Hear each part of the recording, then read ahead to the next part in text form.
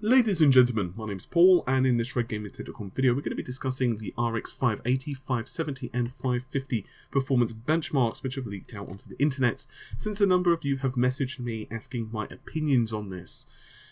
Now these are specific to 3D Mark, however we do have a couple. We have Firestrike Extreme and Ultra, and I'd like to get into that in just a second. I would also like to just inform you that Ada64 has got an official RX 580 and 570 support as well, which isn't particularly, surprising or anything like that, but hey.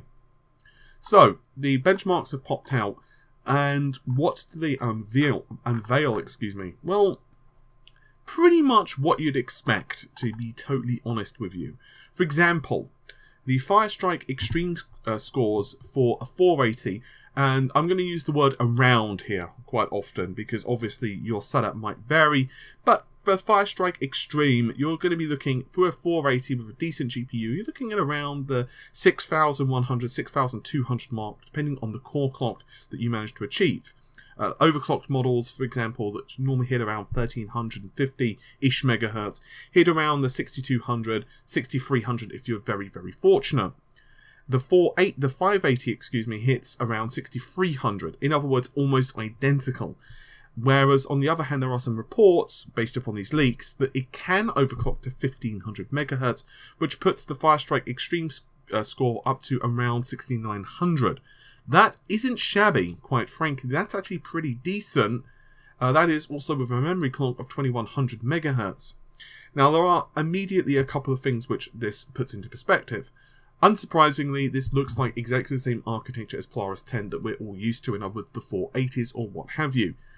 Now, that's not news, that's pretty expected. I don't think anyone really expected, Polaris 10.1, because, well, there was just no mention of that. We could just tell by the drivers that this wasn't an increment of Polaris. What it does show, however, is that there are no changes. Basically, all the leak specifications are identical.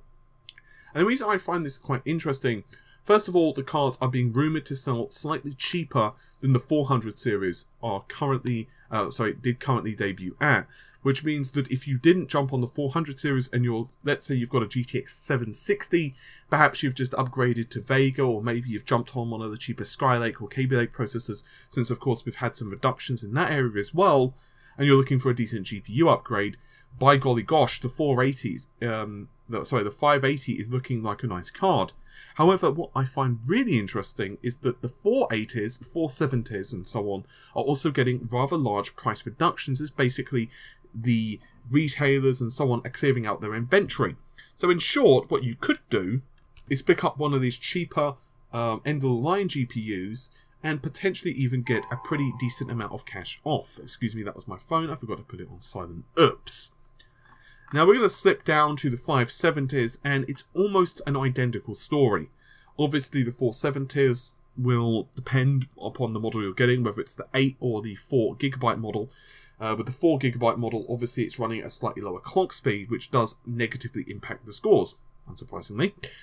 But the 470, 2000 MHz with 8GB of RAM, with 1200 MHz core clock, you're looking at around 5400 Firestrike Extreme. With the 570 running at 1325 MHz with a core clock, memory clock of 1750, you're looking at around 5700 points. In other words, it's almost identical to what you would expect. The 550 is a bit of a mystery at the moment. We don't know too much about the specifications, but it manages a rather paltry score of around 1850 with the extreme score. That is compared to the low-end 460, which has like 2GB. You're looking at around 2200. So in other words, this is obviously noticeably slower than even the 460. Now the 460 is a pretty nice card for, let's say, applications like Dota, League of Legends, perhaps 1080p if you wanted to run, I don't know, something like Overwatch. It's a nice card. So we'll have to see what the pricing of this is, and actually to see what performance level it brings. The fact that obviously it won't require an additional PCIe connector, it could be kind of nice in some ways. So overall, my thoughts with the 500 series are as follows. If you already own a decent GPU, If you don't own a decent GPU, then things get a bit interesting. I'm also going to be quite curious how Crossfire works with these cards. AMD typically aren't so stringent when it comes to Crossfire configurations.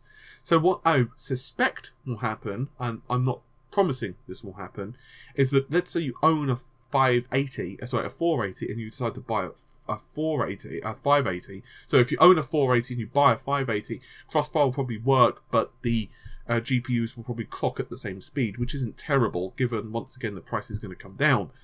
So the big mystery here is what the differential is going to be between Vega, what the disparity between performance is going to be between the low-end Vega and, let's say, the 580. Quite frankly, well, yeah. I said to someone else just recently on Facebook, this is one of the few instances of a launch, Vega I refer to here, where we know much more about the architecture, we know much more about the, the technology behind it than what we do the GPU itself. What the lineup is going to be, how it's going to interact. For example, with the Scorpio, we know a decent amount, even before the reveal, which hasn't been revealed yet. It's going to happen in about 20 hours UK time. But if you think about it very carefully, it's kind of weird because you have this situation with the Scorpio where you know quite a bit about the specs. Microsoft did release it, and of course they have said multiple times it's aimed at 4K, but the thing we really don't know, of course, is about pricing. It's same with graphics cards, Pascal. We knew very little about it other than the basic synopsis of what Nvidia were trying to achieve with the GPU. With the Vega architecture, it's not like that. Like Scott Wasson, for example, in our interview, was very keen to discuss the architecture. To a degree, they weren't ready to discuss some features which were still being worked on or hadn't yet been revealed. However, stuff like drivers, stuff like the SKU lineup, stuff like, launch prices, stuff like the performance, plus several other things, might I add, they were not even slightly willing to entertain the notion of me discussing. So it's just kind of weird.